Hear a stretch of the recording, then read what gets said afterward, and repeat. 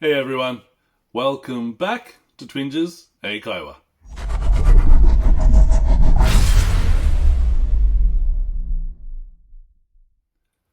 皆さん、こんにちは。Twinnjas 英会話です。Welcome back。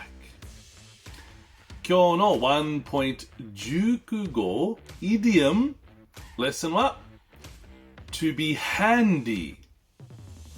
で、みんな覚えて、イディオムは言うとの英語と本当に意味が違う。だから手の話じゃない今日はね。To be handy 英語というは To be good at using tools 道具を上手に使う。Good at building things もの作りが得意。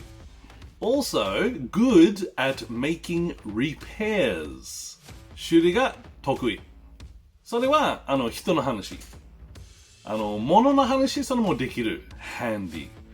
something is useful。なんか convenient。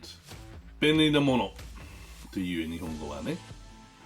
例えば、I'm handy around the house. I can fix most things.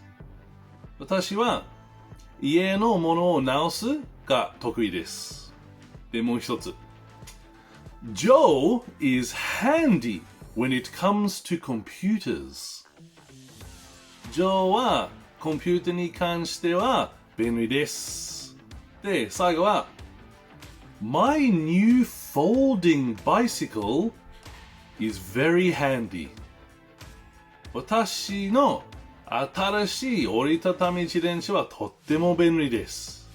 はい、じゃあ皆さんもう一回 To be handy修理とか物作りとか家の直すのことがあれは得意で物の話は便利。はい皆さん勉強しましたか？はいよかった。それでなんか質問あれば提案あればみんな下コメントくださいね。で皆さんいつも見る本当にありがとう。 Thank you for watching and see you in the next one. Bye bye.